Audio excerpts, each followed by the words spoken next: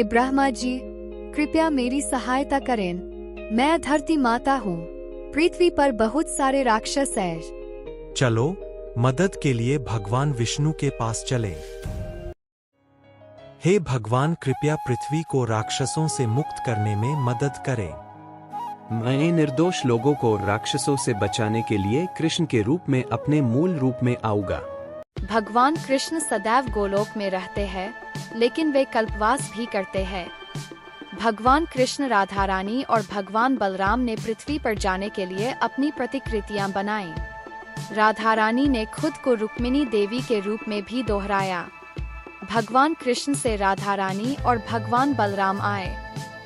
बचपन से लेकर किशोरावस्था तक भगवान कृष्ण ने वृंदावन में कई राक्षसों को हराया। भगवान कृष्ण ने फूल माला बनाने वाले भक्त को समृद्धि और लंबी आयु का आशीर्वाद दिया।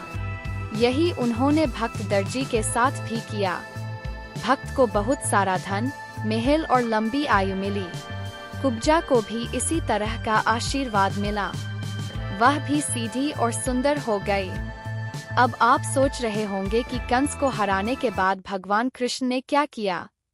आप मेरे दादा उग्रसेन पुनः मथुरा के राजा बनेंगे। तब भगवान कृष्ण और भगवान बलराम ने ऋषि संदीपनी मुनि की मदद की। हे भगवान कृष्ण, आप सर्वोच्च व्यक्ति भगवान हैं। क्या आप कृपया मेरे मृत बेटे को वापस जीवित करने में मदद कर सकते हैं? हाँ मेरे प्रिय संदीपन मुनि, मैं ऐसा करूँगा। चलो वरुण के पास चलते हैं। कुछ समय पहले तुमने संदीपनी मुनि के पुत्र को डुबो दिया था। मैं तुम्हें उसे लौटाने का आदेश देता हूँ। वास्तव में उस बालक को मैंने नहीं बल्कि पांचजन्य नामक राक्षस ने पकड़ा था। यह महादैत्य प्राय गहरे जल में शंख के आकार में रहता है। संभव है कि संदीपनी का पुत्र उसी राक्षस के पेट में हो जिसे उसने खा लिया हो।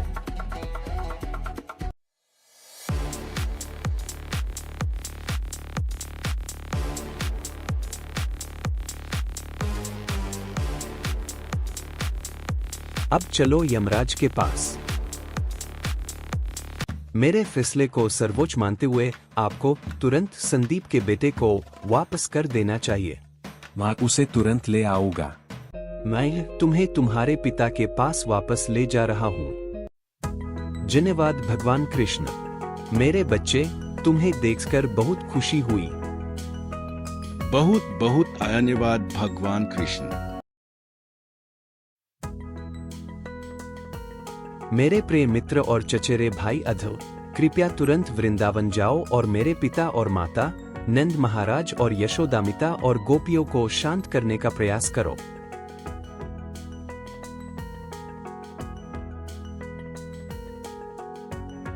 मैं भगवान कृष्ण का संदेश लाया हूँ। वह कहते हैं कि मेरे प्रिय परिजनों और मित्रों, कृपया जान ले कि किसी भी समय, किसी भी स्थान पर या किसी भी परिस्थिति में हमारे बीच अलगाव असंभव है, क्योंकि मैं सर्वव्यापी हूँ।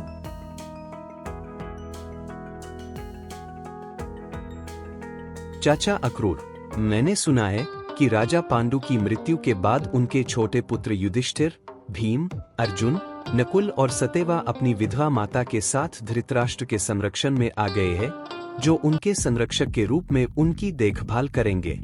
लेकिन मैंने यह भी सुना है कि धृतराष्ट्र न केवल जन्म से अंधे हैं, बल्कि अपने क्रूर पुत्र दुर्योधन के प्रति मोह में भी अंधे हैं।